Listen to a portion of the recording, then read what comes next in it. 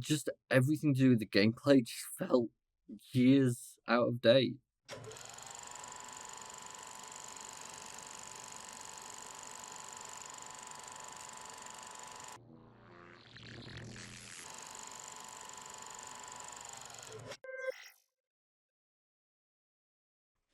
Hello, everyone, and welcome to the 97th episode of PandTha Talks. Hello. We've had a bit of a bizarre week, I think, with the gaming industry. I don't know if Will's heard too much, but we've got the Game Awards that I know he's heard about. We have some information to do with Xbox and exclusivity coming to an end, which, thank God, after all these years, we're starting to move to the end. Yes. Elden Ring's developer commenting on whether Sony is going to attempt to buy them out. The Wonder Woman game getting apparently a disappointing update, which, I mean, hey ho. And then we also have to discuss how, after last week's episode, me and Will ended up sat watching me play through some of Indiana Jones and the Great Circle, which, That was yeah. So there's a lot to discuss, and I think the best option for us, to be honest, is just to get right into it. So shall we just start with the one that we're going to end up discussing that I played last week? It's actually kind of shocking to see, but you know, even though our opinions do differ, the vast majority of people are really enjoying the game. I think this might genuinely just be something that me and Will feel a certain way about it in comparison to other people. But personally, the gameplay side of Indiana Jones and the Great Circle really wasn't that enjoyable to me. Don't get me wrong, I only played for about 2 hours, probably 2 to 3 hours, somewhere in that range. But it genuinely just felt like me running at people, punching the shit out of them, and then throwing bubbles at them or yeah, shovel. throwing bottles at people. That was fun. But yeah, there wasn't really too much to it, other than if you treat it like a puzzle game, and that's about it. If you take the combat out of the game, I think it'd be much more enjoyable, because the combat just doesn't feel great. The combat just doesn't feel like it suits the game itself. No, I think Will put it best, to be honest, when I was playing. He went, graphically, absolutely stunning. Problem is, the game itself feels like it's 10 to 15 years out of date. Yeah. That was something you said last week when I played it. And I completely understand where you're coming from, because gameplay wise, it just doesn't feel like it suits. On top of that, you've got basically just the generalized environment. The environment's cool, as we've said. The graphics wise, absolutely stunning, but just everything to do with the gameplay just felt years out of date. The gun that I had, I'd not had to use once at that point. Don't get me wrong, I wasn't far into the game, so I can't completely say. I am off this week though, so I might go back and play it again and see what I think. But I've heard quite a few people say they got absolutely hooked on the story and absolutely fell in love with it. The reviews from the players, don't get me wrong, there's only like nearly 3,000, but 90% positive. Also unusual. So it's clear there is an audience for this style of game. It might just not be something that me and Will find as interesting as some others will. But it had its moments where it was pretty cool. The exploration felt fun and interesting. But that's about all I can really say about it, to be honest with you. From what I played, I really wasn't as enthralled as I imagined I would be. And considering like the prices, it's something difficult to justify picking up unless you're going to Game Pass it, to be honest. I don't know, obviously, what Will's opinion is on that, but that's my own. You're spot on, but it's not the kind of thing you and I would play. And there's definitely a certain audience for it. Yeah. We're not in that audience. No, I think that's the big thing. The thing was that when we first started up the game, we were both like taken aback by the way it looked. Yeah. The environment you started in, it looked absolutely amazing. It was stunning. But as you progressed further into it, I think we both became more and more disappointed. Yeah, it really did feel that way. I mean, I'm pulling stuff up here on SteamDB at the same time, and you can see there's clearly an audience. There's 10,000 people sat playing it. If it reclaims the money that it spent, or even surpasses it, then it succeeded at what it needed to do. Yeah. But to be honest, I was discussing this the other day with my family, because I discuss games a lot with anyone and everyone. It's what I kind of do. But as I was discussing it with them, someone turned around and they made a very fair point about it. They turned around and said how the game, it doesn't really feel like the best decision of a game to really settle on. An Indiana Jones game doesn't really jump off the page, whereas you can announce things like Tomb Raider with relative ease, because all you ever see in Tomb Raider films, or even in the base games back when they came out all those years ago, it was combat, combat, combat, and that was their main focus. Combat, environmental discovery, and traversal. You hit those three criteria, you've made a good Tomb Raider game. An Indiana Jones game based off the films, exploration, puzzle solving, hint of combat. That's basically what this is. For me and Will, we're more combat The first oriented. area you went through, there was plenty of people to fight. Oh, Just the the church, fighting wasn't great. the castle to the church, to Rome. Yeah. I ended up finding out bottles are pretty much one-hit knockouts, which is fantastic, great fun. And it kept trying to tell me to stealth things, and all I realised was, well, I could, or I could just run at them and just punch the living shit out of them until they collapse. Turns out the second method works really, really well. And then throw their corpses off the edge of the wall to find there's no floor collision down there, and they fall through into the void. Yeah. Or as I found in the castle level, I need to see if actually I can find this. The fireplace. Yeah, Jones and the Great Circle Castle Fireplace. Wonder if someone's got it. New. Lots of. Oh, that's it. So there's a door here. Now, I'd not paid attention enough at this point. I wasn't really caring. But I saw a fireplace and was like, I wonder if I can just throw someone in the fire. Have a laugh. So I picked up a body and I threw it on the fireplace. Turns out there's no collision with this back wall. And the body fell through. I'm like, what? At first, I genuinely thought, oh, maybe this little bit here is a secret passage or something. And then I threw a couple more in, and I realised they were just phasing through the wall. I was like, no. So I jumped over the fire guard, took no damage from the fire, walked straight through, and I was in the void. I could then see the tunnel behind here. So I inadvertently solved that puzzle by just glitching through the wall. So I fell through the map like 8 times. But we were trying everything, and the best part is, even though I discovered this, I jumped off, tried to jump through the wall. I respawned outside of the map on this little ledge that was here, outside the map. And I just kept respawning there, so then I had to jump all the way back through, and it wasn't difficult, but it was a bit confusing.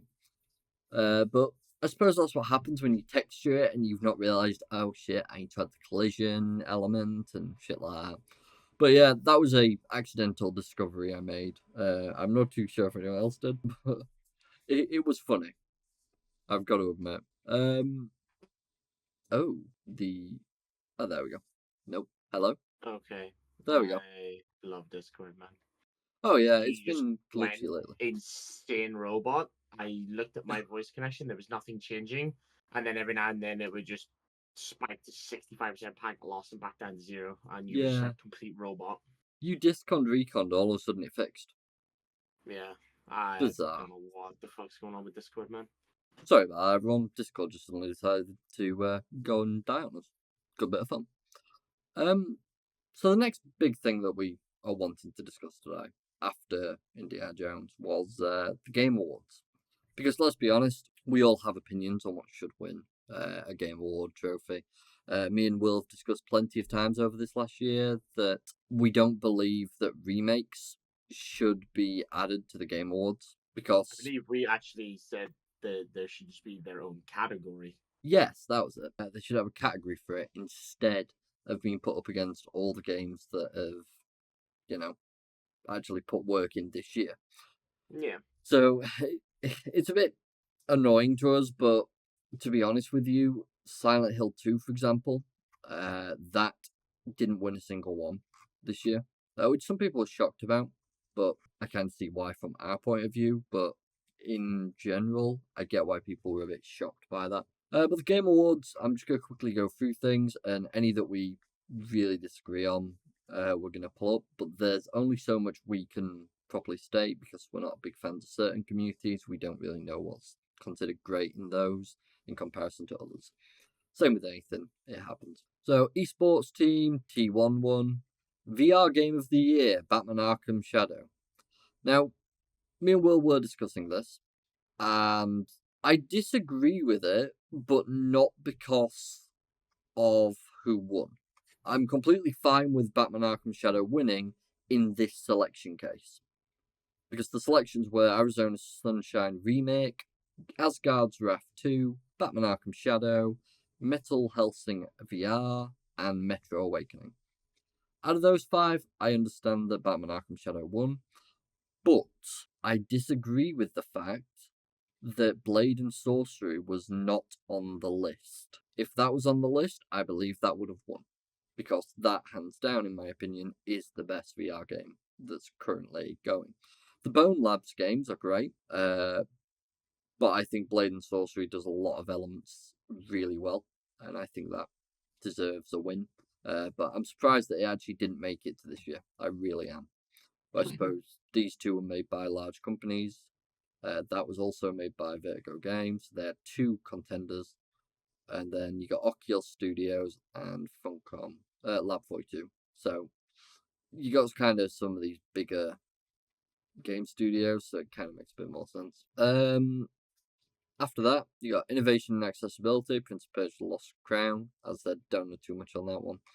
Sports and Racing. Who'd have thought that the new version of FIFA would have won? Who's shocked Still about that? absolutely ridiculous. Oh yeah. Final Fantasy VII Rebirth. So a remake did actually win one for score and soundtrack. Performance.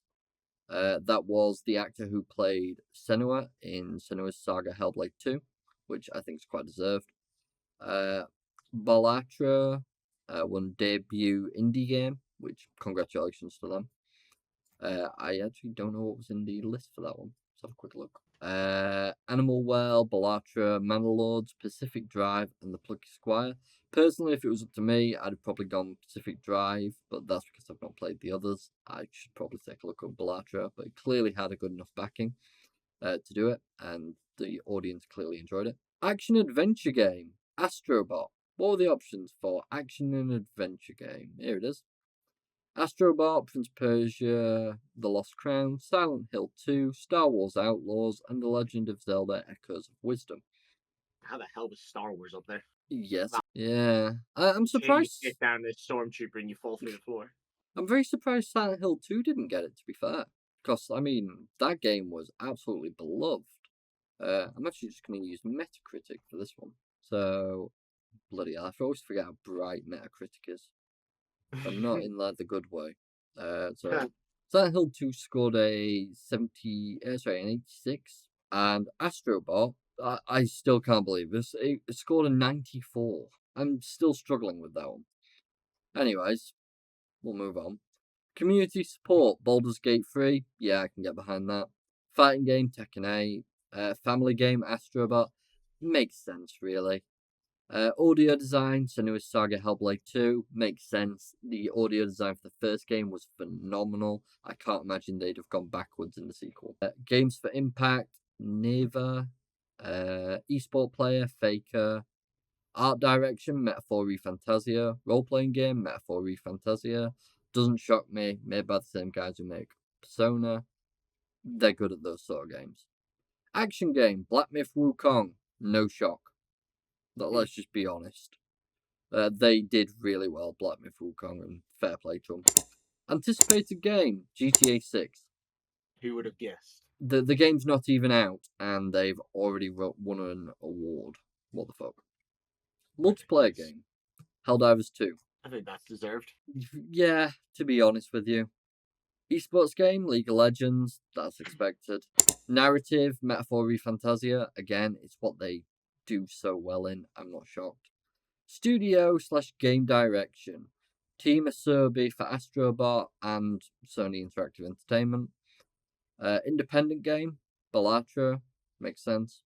They won indie game, so obviously independent game is going to be the same. Ongoing game, Helldivers 2. Mobile game, Ballatra. Content Creator of the Year, Queso. Best adaptation. We said this back when Fallout, the TV show, released, that we thought it'd win an award for this. And yes, they did win the Best Adaptation Award. And honestly, rightly so. Player's Voice Award. Black Myth Wukong won. Now, I am curious. I hate that I have to look for all these. Bloody hell. It's not the best layout. No, not quite. Oh, they don't have the Player's Choice Award on there. What the fuck? Player's Voice Award. There we go. I have to go through this bit. Oh, you don't have any other options. So this is just what players voted the most. Which there's no shock there. So this is actually from players. This is from the panel of voters. So a panel of voters voted Astrobot Game of the Year. Now, these are the options for Game of the Year. Metaphor ReFantazio, Final Fantasy VII Rebirth, Elden Ring Shadow of the Erdtree, Black Myth Wukong, Ballatra, and Astrobot. Not to be funny, I'm not going to take away anything about Astrobot because I've never played the game personally, but it's an action-adventure game. By default, it's one of those games that you'd play for a couple hours and probably finish off pretty quickly. Seems like a platformer element from the things I've seen, and graphically it looks reasonable for what it is. Just going to pull up some screenshots and images so people can see. Like, graphically, it looks reasonable. I can't say it's anything amazing, anything that we've not seen before, but it does its job. I would definitely have put Black Myth Wukong, Elden Ring Shadow of Erdtree, Metaphor ReFantazio above it. That's just me, and I can't see the reviews for Astrobot. I don't think PlayStation has it. Actually, you know what? We can actually have a look on Metacritic for the user reviews. So we'll go. So it had a user review score of 9.2. I hate these bloody adverts, man. Now, if I look at Black Myth Wukong in comparison, I feel like we didn't actually look into Black Myth Wukong much once it released. we didn't really. It had an 8.3. That concerns. Considering, like, a load of people were absolutely in love with it, and primarily, if I just pull up Steam, which is the main place, I'll be honest, I go to, it's sat at 96% positive, overwhelmingly positive, out of 783,000 reviews. That's why I'm kind of surprised, but I can't see user reviews in the same way as I can on Steam for, let's say, PlayStation games or Xbox games. The systems are not really implemented as well. I would love to. I wonder if I can pull it up on the PlayStation Store. Just see if we can see it. So we got a 4.6 out of 35,000 ratings. 95% of them 5-star.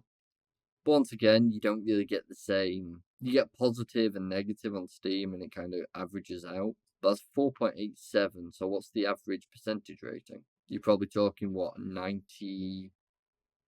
97%?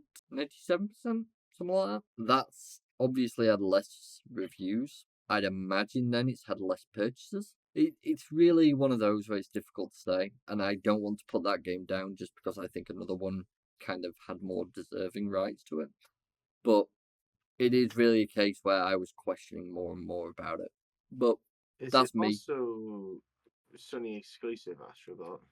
I do believe it is. I believe it's a PlayStation exclusive. Same shit every time, man. Yep.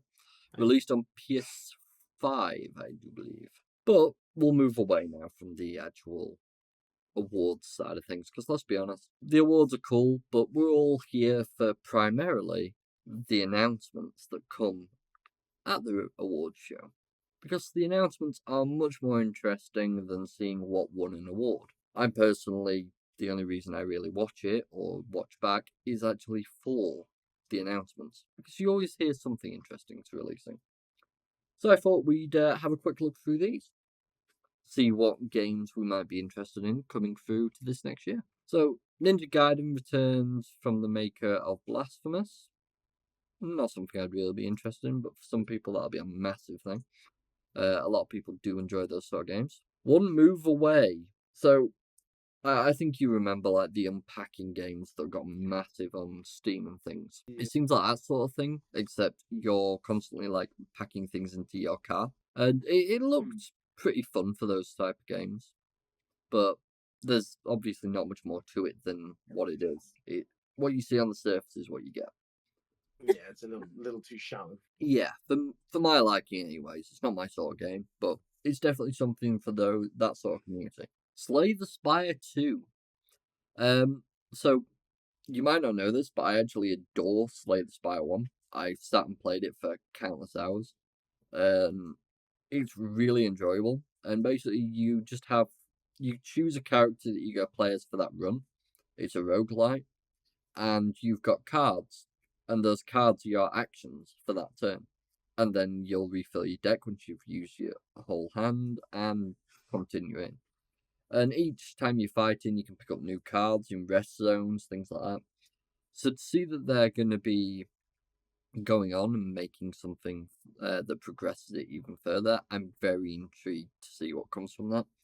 I'm not usually a roguelite player, but I thoroughly enjoyed that game. Dave the Diver in the Jungle teased, so that Dave the Diver's getting an expansion. Damn it, Dave. PS5 and PS4 games, apparently. We'll see. Thick as Thieves is a new stealth action multiplayer game. Now, I saw a bit of the trailer for this, right? And my thought immediately was, this game seems like it'd be pretty fun, but it looks like a multiplayer. And the fact that my immediate opinion went, but it seems like, instead of, but it's a multiplayer. That sounds pretty cool. It's a multiplayer. That seems pretty cool. My immediate thought was, shit, it's a multiplayer. Reason for that, to put it plain and simply, if I just share a bit of the trailer here, pretty much, see if I can get to here we go, some sort of gameplay here. I think it'd be really fun to make your way stealing things if it was a co-op game, but now it seems more like you're versing each other to steal an object first without being caught, solve a puzzle to get to the object that you're after. Once it's stolen, first one to get it and get out wins. And I'm very much of the idea, I'd like to do something like that, but with friends. Work together to steal an object. That sounds great. Yeah. I'd definitely play a game like that. And with the mechanics and the items that you can seem to get, it seems like it'd be some good fun. But I'm not too sure I'd be enjoying it as much if it was a multiplayer game where you verse each other to steal an object. That's it. It seems fun, but I think I'd be much more preferenced playing it co-op. Yeah. Once again, though, I don't know. just my opinion. There's so many PvP games nowadays. There's too many ideas getting thrown at it, and there's just starting to get worse and worse, and more things need to be made as co-op rather than versus. Yeah, I mean, the amount of people nowadays that are just wanting PvP after PvP, there's a ton of people that are just missing the old PvE game. Give us an open world, give us a friend, let us go haywire. That's all most of us want. The thing about a game like that one though is you're just after it's been out for a little bit, it's going to be the same thing where you're going to get just sweats in it that sit and no life the game or sit and watch all the tutorials on how to do everything the fastest way possible. Yeah. You don't even get to have fun in it anymore. Unless it was a complete procedural generation, it's going to be very difficult to get it the way they want it. So Shadow Labyrinth is a secret level fueled take on Pac-Man. I saw the trailer, it looked interesting. Definitely something for people to keep an eye on and have a look at. I think some people will get some enjoyment out of it. Steel Paws, mobile games. We've discussed this, I'd say probably a good few times over the last 2 years, where basically many people are moving towards the idea of mobile game after mobile game, and that's just kind of how it goes. It's becoming more and more prevalent because more and more people are interested in that. So, Cura. I saw this, and the first thing I went is Terraria. So I'm gonna show the a bit of the trailer here. Not the entire thing, but just to give some ideas. It's not made by the same guys, and you can tell that with some of the styles, but I definitely think this game could be a good bit of fun for friends to play together. You can have up to 8 people in it, which seems pretty interesting. And it seems like you're sort of doing it the same way you would in Terraria, except nothing's completely, destroy a single block. Nothing's blockified. It's very much pixelized instead. It looks enjoyable for a good bit of fun, but I think you probably get if you've got some friends that are interested in playing it, you can probably get a fair bit of time in. But if you've got friends like mine, you're probably talking 5 hours at most before they lose interest and move on. If you're lucky. Yeah. It does look pretty cool though. Procedural generated game, world, and up to 8-player co-op. That's pretty cool. Rematch, the next game from Sifu Studio. I'll be honest, I saw this and thought, they actually have created a game like FIFA, except you play as a single character in that match. Instead of, the usual way in FIFA where it's top down and you just control an entire team. You play as a singular player. That to me seems more interesting than default football, I must admit, but still, it's football. There's little else to say about it. Yeah. It looks like it could be a good bit of fun, but that's about all there is. Solstice 2, Crown of the Magister was the original, and it's getting a sequel. With a demo coming very soon, and I suppose we'll see if they continue. It seems like very much Baldur's Gate 3 style of things, from what I've seen. Rolling D20s, that sort of stuff. Graphically, the trailer looks pretty nice, but you never know whether they're in-engine or not. But yeah, Baldur's Gate 3 style, kind of what you'd anticipate. There's some gameplay there. It looks fun for that style of game. I'm sure people will have a blast, and people have been wanting more Baldur's Gate, so this gives them a reason to play it. The Witcher 4, at last we got here. Will knows my obsession with the Witcher series. I sat and played through the entirety of The Witcher 2 and The Witcher 3.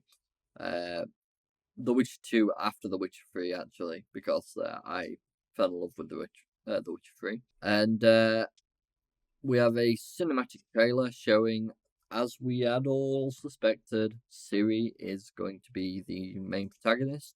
Geralt will be an NPC this time. But I think it'll be interesting to see and actually play as the new upcoming Witcher. Rest in peace, Geralt. He's still alive. Yes, but he's moved to the forbidden zone of the unplayable character. Yeah, and let's be honest, if he's still alive now, that usually means, he's gonna die in this game, and now I'm very afraid. Elden Ring Night Reign takes the lands between to the realm of co-op. So it seems like Elden Ring is getting a new DLC, and it's going to be... Oh wait, no, sorry, I'm wrong. Despite the FromSoftware saying Elden Ring 2 wasn't in development mere weeks ago, sure looks like the studio is making more Elden Ring, this time with multiplayer. But don't call it a sequel, whatever you do. Described as a standalone game, co-op action survival game after the trailer aired. This is Elden Ring Night Reign, and it's coming in 2025. So it's not a sequel. It's like an ongoing thing, and it's a survival co-op game. I think they realised a lot of people just want to play co-op with their friends for a Souls-like game. Personally, not my cup of tea. I'm not a big fan of Souls-like. When are they going to realise we want co-op for just almost every game? Yeah, I mean, just create co-op systems for every game, and honestly, you'll be surprised the amount of people that will just play it because they can take the piss with their friends. And honestly, that's what it is 9 times out of 10. Final Fantasy VII Rebirth is heading to PC much sooner than you think. January 23rd next year. I'm sure many people will be quite happy about that. Catly, a strange photorealistic cat game. Because, what else did we want other than a game about photorealistic cats? What on earth? I have no idea. There is very little information given here. That's weird. Yeah, that's all I've got to say on that one, really. There's very little information. Core. Oh, apparently it's made by the creators of Shadow of the Colossus and The Last Guardian. So we'll have a quick look-see. I have to skip over Geoff Knightley talking forever. It looks very much their style of game, to be honest with you. I think I remember seeing this where he gets into the back of a robot. Yeah. It seems like you got giant robots that are going to be fighting against things, but you gotta climb up the robot to get into it if you're scavenging things and the environment's fighting against you. You got enemies that are gonna fight against you. Stuff like that. I think it'd be interesting to see the mechanics and what the gameplay is going to look like, but it's a nice trailer. It's pretty interesting, and I think a lot of people will keep their eyes on it. The Outer Worlds 2, I adored the first game. I love Obsidian Entertainment for how much they kind of push back against Bethesda's reigning. Yeah, how Bethesda reign strong, But I think it'd be quite interesting to see if they can boost what they were missing from Outer Worlds 1, sorry, and see if it brings more to it. Apparently, it boasts more action, more weapons, and more graphics. So I think that will definitely be something to look into. Split Fiction, a new game from the It Takes Two studio, basically just another co-op action adventure game. Which, I mean, let's be honest, co-op action adventure, that's our jam. We love co-op games. We like puzzles. We like taking the piss and breaking games. So, you give us this information, we're going to be happy. Steel Hunters is Apex meets Mechs from World of Tanks Studio. I have no idea what to say about that other than have fun. That's awful. Yeah. The Long Dark 2 Black Frost announced. So, anyone that a lot of people won't know this actually, but I do enjoy the original Long Dark. I've never been able to play it for too long because I always find myself getting dragged off to another game with some friends, and that's all fine and dandy, to be honest. I have no issue with that. My point really is I'd love to have played it with friends. And that's one of the things they seem to be fixing for the Long Dark 2. They seem to be announcing that, yes, it's going to be co-op. And if you bring co-op into a game like that, where it's proper survival mechanics, it's rough, it's tough, and you're just against the environment, people are going to want to play it with their friends and take the piss and have a laugh. So, definitely. That's just all I can say about it, and I'm really interested to see if they manage to do what they wanted. Borderlands 4. There's nothing I've got to say. It's Borderlands, but with a number 4 and new characters. There you go. That's literally all I'm going to say for that. Final Fantasy 16 X Tekken 8. It's a fighter. Plain and simple. Splitgate 2. I love the original Splitgate. It's just an FPS game mixed with portals. And I enjoyed it the hell out of it. It was free to play and I thoroughly enjoyed it. I'm curious if Splitgate 2 is going to do anything different. So I'll wait and see as that comes out. But the first one was really fun. Virtua Fighter returns from the makers of Like a Dragon. It's another Yakuza-style fighter game, so enjoy. That's all there really is. Oh, wait, no. I could be wrong. It's just a fighter game. Project Century is also being made by Like a Dragon Games. This is more like Yakuza, so it's just set in 1915 Japan. So, enjoy that. Turok Origins emerges from the mist. New from Saber and featuring lots of dinosaurs. I don't really know what to say about it, but yeah. But that's all there is. Warframe 1999 got its final trailer and a release date. Yeah, release date alright. It released the day after. Not even a joke. I played it, completed it, completed the story bit. It's an hour and a half long. It's an expansion for default Warframe. It was a blast. I truly enjoyed it. Great fun. And it adds just more to the story. But I think my favourite part, after all the stuff I've been through in the main campaign story, I'm not going to spoil anything, but I tried to explain it to one of the characters in a message board thing. So you're describing what you went through to an NPC, saying I was locked here and stuck in space and XYZ, and he's like, huh, That sounds like you have a lot of space trauma to talk about. And it gave me the perfect response. Hey, I earned that space trauma. That I did. Anyways, Palworld is getting yet another update. Palworld Faybreak. I don't know if you've heard as well. Yeah, I don't know if you've heard as well.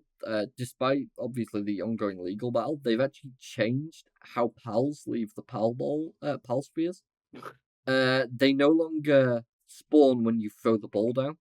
Now they spawn next to you because that was part of the pattern. They basically just changed the way the pattern works. So now they can't be patent claimed on that specific design. And I mean, no one really is going to care too much about it, to be honest with you. Nope. Onishima Way of the Sword 2026 release is another Capcom game that seems like it's based around samurai, so people will enjoy that. The first Berserker Chasm arrives March 2025.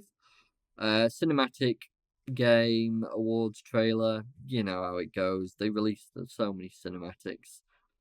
Dark fantasy RPG. If you got an interest, definitely check them out.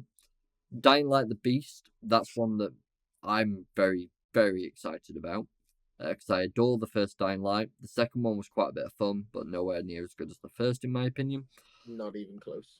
And Dying Light the Beast is based around the protagonist of the first game, Kyle Crane. If you've played the main campaign of Dying Light 1 and then completed the DLC the following, you'll understand why that is such a big thing. If you haven't, go and do it. Stage Fright is the new game from the creators of, from the maker of Overcooked. Whatever they seem to create in recent years seems massive in the indie market, so I'm sure it's going to be a blast and people are going to be all for it. Game of Thrones King's Road comes with TV actors. If you like it, if you like Game of Thrones, you're probably going to play it, I'm going to be honest. Releases next year anyways. The Last of Us Part 2 Remastered is coming to PC, surprising absolutely fucking nobody. 3rd of April 2025. If you like it and you've been waiting, it's there. Yeah. Sonic Racing Cross Worlds, if you're into those sort of things, cool. Bridge game. Yeah. Mafia: The Old Country is coming summer 2025. I adore the Mafia games. I'm all for this. I just want to see more and see some actual gameplay. I'd be a bit more intrigued. But you still have to wit. Yeah, I know, right? Dispatch. It comes from former Telltale devs. I'll be honest, this is one of the games I've been waiting to discuss. Because it's got the Telltale elements, but on top of that, there's a game called This Is the Police where you like dispatch people to different locations. It seems a little bit like that as well. And it seems kind of amusing. Paul's voice actor in it and Laura Bailey. And it's an animated superhero game. And it sounds pretty interesting and a bit funny. Capcom and Kamiya unite for a Okami sequel. Lots of people love that game. I'm sure a lot of people are going to be absolutely head over heels for it and will be rushing for it. And finally, the last thing that announced, Naughty Dog's next game is a sci-fi hack and slash called Intergalactic: The Heretic Prophet. People do love their hack and slashers, and I'm sure it's probably going to be roguelite-esque. Well, no, it's not going to be at all. It's probably going to be more on the style of like Soulsy combat style, the dodge and slash and back and forth and all that good fun. Some people will love it, some people will hate it. If it's for you, fantastic. If it's not, don't worry about it, ignore it. We'll move on, as we are going to be ourselves. So, now we've got through the games and everything we needed to discuss that was major announcement news. Shall we get on to some more interesting points, Will, that we can actually discuss with details? You did pique my interest when you mentioned exclusives, or rather lack of. Oh yeah, that's like the biggest thing for us. We've always said how exclusivity doesn't really benefit people. It benefits a console and a corporation only, really. Doesn't benefit you in any way, shape, or form. It doesn't benefit the devs because less people have the ability to play and purchase the game. Yeah, it benefits no one other than the corporation that owns the device that basically it's got exclusive rights to. Yeah. So, Xbox is shifting away from permanent console exclusivity. claims a reputable insider. Every current and upcoming first-party Xbox game it will supposedly launch on PlayStation platforms over time. The insiders also hinted at Xbox first-party studios are preparing for multi-platform simultaneous development. That's fantastic. I'll be honest, that is what we've been wanting all this time.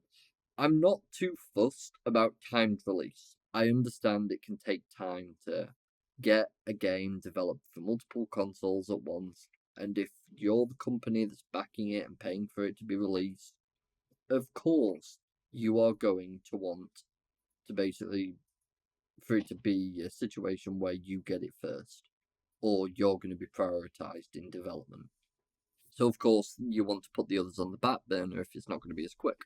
That's the way it goes. But I think it's great to hear that Microsoft will be starting to do that. Because at the end of the day, as I've argued many a time, Sony and Nintendo should do something similar. Nintendo, I mean, they don't like piracy, yet at the same time, they're very much of the idea that everyone should stop playing games the moment they get rid of them. So, hey ho, it's what it is there.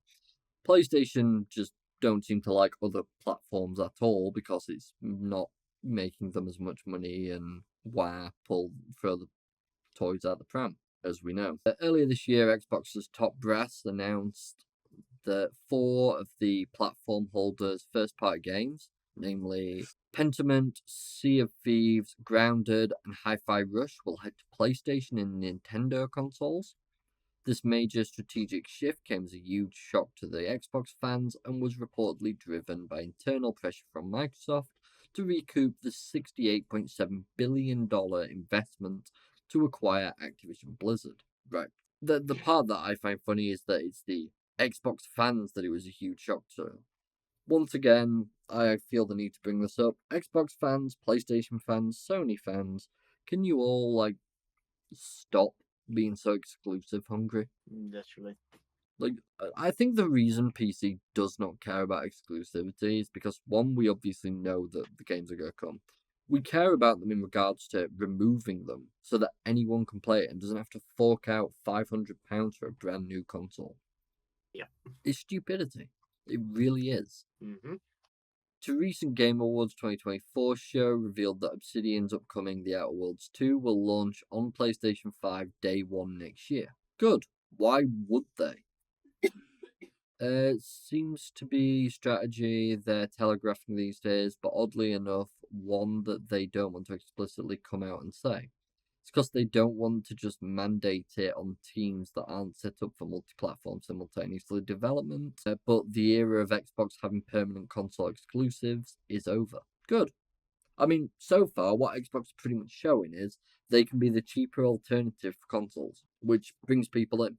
And you know what? I'm quite happy with that idea. I think that's fantastic. Bring more people into the console, into gaming as a whole. Of course, people are going to be happy about that. But once again, it's very much a case where what are we going to see from it? Is there going to be anything that Sony's going to do to actually sort their exclusive issue out? Most people probably don't see it as an issue, but personally, I'd very much like to see exclusivity go the way of the old arcade joysticks, disappear and never return, please. That's very much something I'm passionate about. I know Will has very similar opinions to me regarding this. We've discussed it many times over the last couple of years. Many.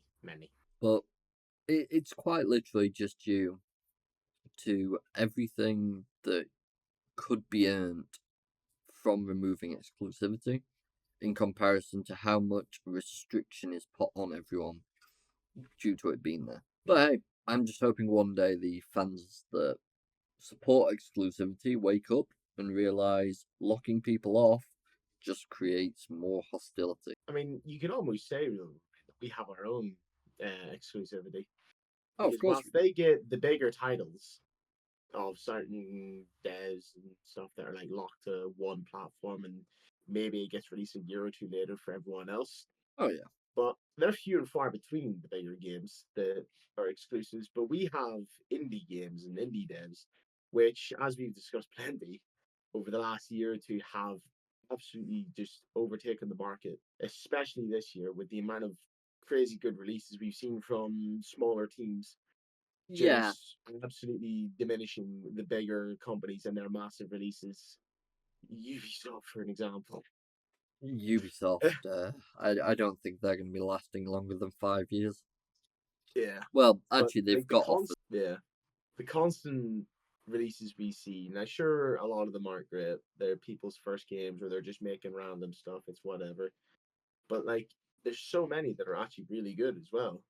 For Yeah, only like 1 to 4 people making them, and you get a lot of fun out of them. You get a lot of playtime out of them, even if it's only a few hours. To be honest, you're picking them up cheap. You're having some good fun, and then that's your day. yeah. I'll be honest. The reason PC has exclusives in that sort of style is because anyone can pay to just release a game on Steam. It's not difficult to do. You can develop it in like Unreal Engine, etc., and then you just release it.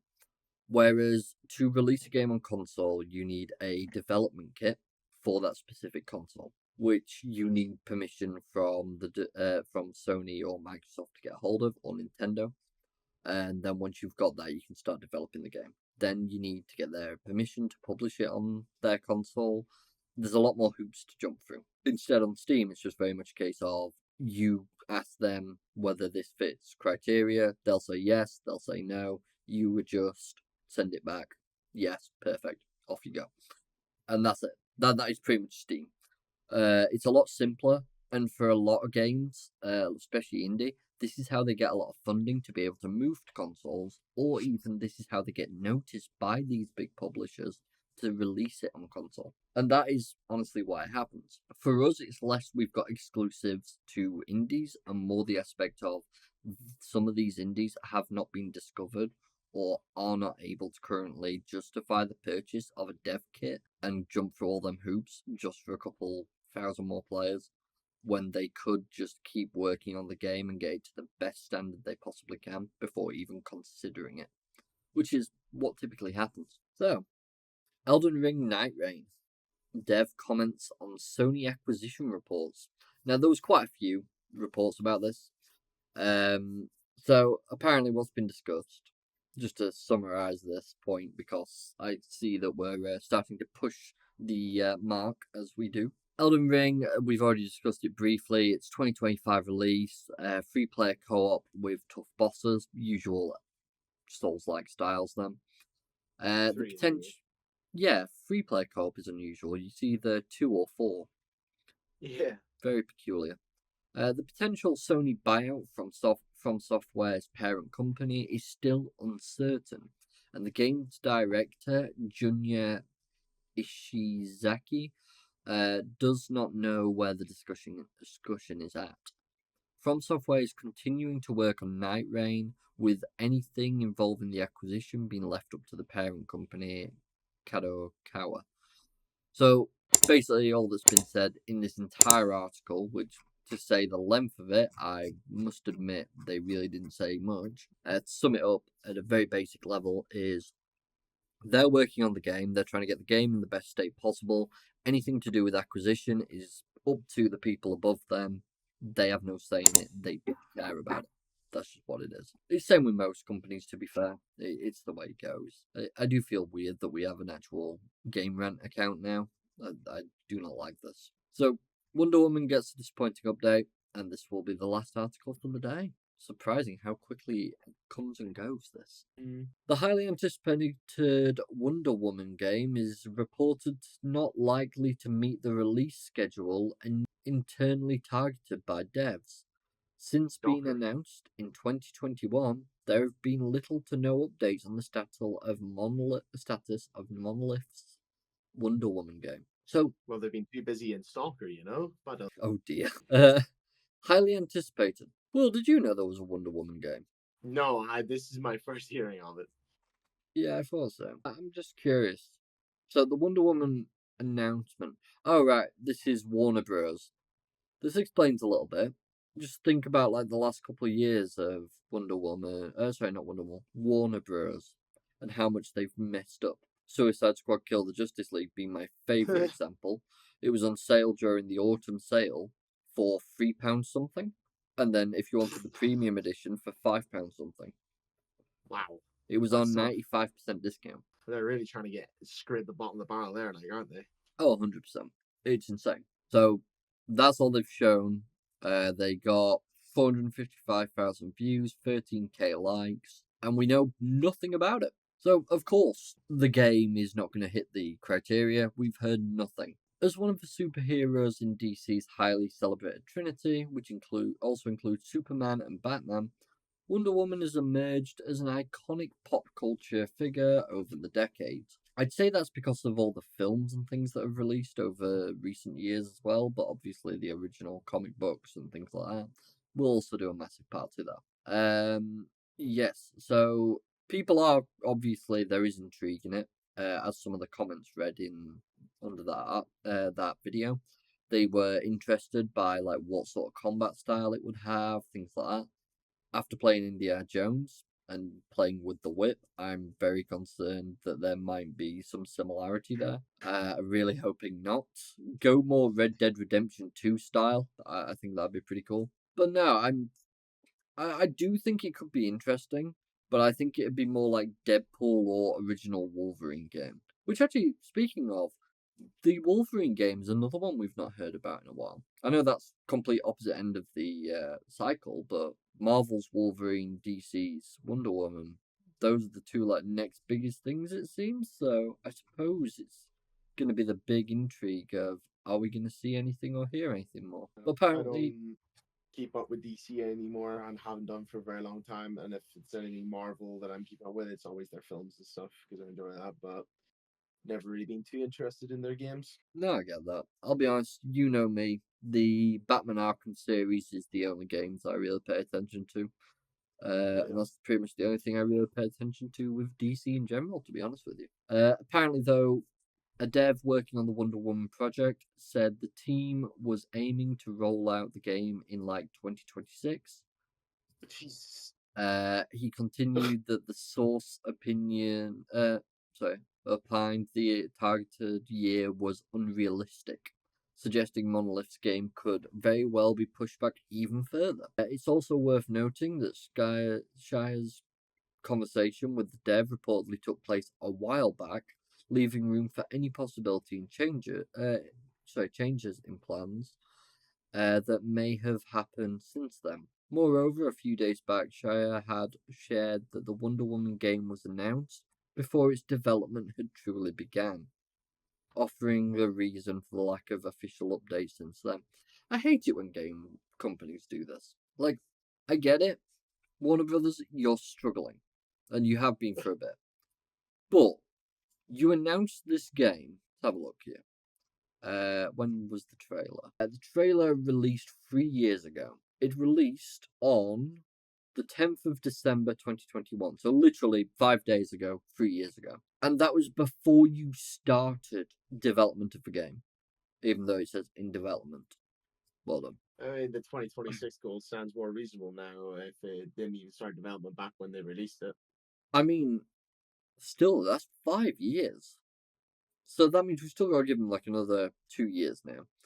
The only thing I can say for a fact is it is Monolith who made the Middle-earth Shadow of Mordor and Shadow of War games. Their combat styles were really enjoyable to play. So if they kept a similar combat style, I think it'd be quite enjoyable to play. But overall, what I get from this is Warner Brothers have once again kind of dropped the basket and shot themselves in the foot. Seems to be a common issue. But yeah, they dropped the ball quite a lot with this. The disappointing news about Wonder Woman game basically sums up what has been a challenging year overall for Warner Brothers. A challenging year overall, you say? Once again, just need to do this. This feels like a need. 979 people currently in game. But I just want to show you the cheapest price. Lowest recorded price. That's tough, man. Like, this is concerning. It released this year on the 2nd of February, 10 months ago. And you're telling me this is a price you'd expect after 10 months? A graph down the bottom. Just plummeting. Oh yeah, right. Actually, so let's go to Max. Oh, that is Max. So Wednesday the 15th, the first discount. Oh wait, that's why. That's 2023. It didn't exist then. Technically, it was first out of the store. So It took 2 March months then. 7th, they knocked it down to $35.99, while March 21st. May 20th, they knocked it by 60%. So it went from 40% to 60% in May, to 70% in June, to 80% in September, 80% as well in October, and then 95% in November. So, like, what, New Year, we're just gonna get it for free? Or I think we might, you know. or maybe they pay us. Yeah, pay us for it. That's fine. I think that really just says everything that needs to be said, though.